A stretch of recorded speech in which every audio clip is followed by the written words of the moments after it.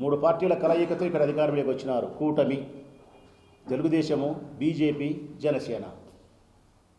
నేను అడుగుతా ఉన్నా, ఈ మూడు పార్టీలకు స్వయం బలంతో వైఎస్ఆర్ కాంగ్రెస్ పార్టీని ఓడించి గెలవగలిగినటువంటి సంఖ్యాబలం, సీట్లది, ఓట్లది ఉందా?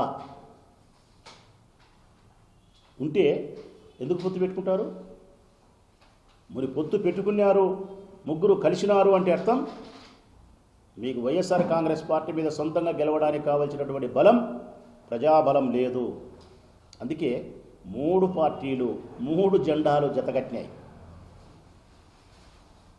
మీరేమో జెండాలను జతగడతారు, జగన్మోహన్ రెడ్డి గారేమో తన జెండాకు జనాన్ని జతగడతాడు.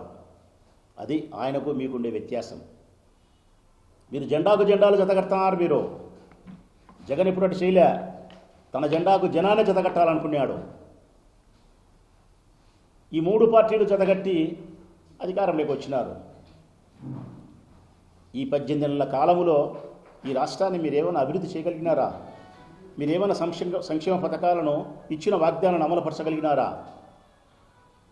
ఒకరిది ఉత్తరము, ఒకరిది దక్షిణము, ఒకరిది తూర్పు, ఒకటి పరమర దావా.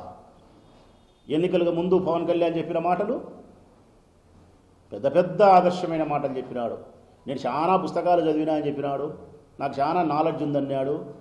భగత్ సింగ్ అన్నాడు, కామ్రేడ్ అన్నాడు, మార్కిస్ట్ అన్నాడు, చేకూర్ అన్నాడు. పెద్ద పెద్ద మాటలు చెప్పినాడు. మరి ఈరోజు గెలిచిన తర్వాత నీ సొంత ఆలోచనలు ఏమాత్రమే కానీ ఈ పాలనలో లేవు. కేవలం చంద్రబాబు నాయుడు ఇచ్చే నెలకు 70 కోట్ల రూపాయల ప్యాకేజీని తీసుకొని నవరంధ్రాలు మూసుకొని గమ్మునున్నాడు. ఇదే కదా కూటమి.